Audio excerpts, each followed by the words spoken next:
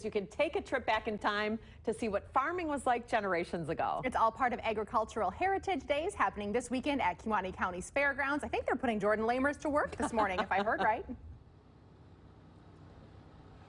Hey, that's right, guys. We're outside now. It's a little windy today, but nothing we can't handle. And of course, look at our guest here. It's Thomas the Tank Engine. I actually saw Thomas last at the Appleton Christmas Parade. I believe that was last year. That is correct. All right, Jim Rubis, he actually owns Thomas here, and he's one of the bright minds that kind of came up with this weekend. Why do Agricultural Heritage Days? I think it's to teach the young people, you know, the way it was and so forth. We're losing a lot of that now. So it's trying to keep our heritage and so forth and show them how things were done at the turn of the century, if you will. Yeah. And that's what most of this stuff is, you know, with the Industrial Revolution and so forth. We have the grain threshing here and sawmills, and there's a shingle mill there. And tomorrow and Sunday we'll be running some more steam engines like this. Yeah, very cool. And yeah. we see tractors littering the county fairgrounds here. Right. What are some of the cool things about these tractors that the kids can learn about them? I guess it's just how they advance, you know, with time and everything.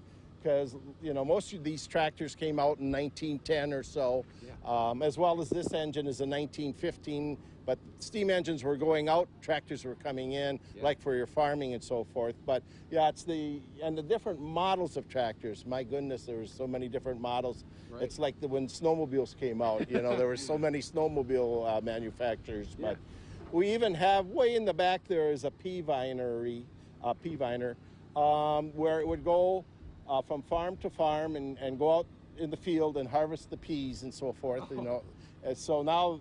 That was the first ones built, like in this area, and they were built in Kewaunee, Wisconsin, right in this. Really? Yeah. So all local heritage here. A lot of it is. Yeah, a lot of stuff was built in Algoma here, like corn choppers and stuff were built in Algoma. So we try to, you know, make sure we have everything that was built in the county here, and it is here as far as that goes. But we are featuring the Allis-Chalmers tractors this year, but every year we feature a different tractor. Yeah. Mm-hmm. And we were talking off camera before. This is things that kids can come see that they just don't see in the outside world. And you know, Thomas the Tank Engine being one of them. Let's talk about Thomas. I mean, can we get a zoomed-in view of this?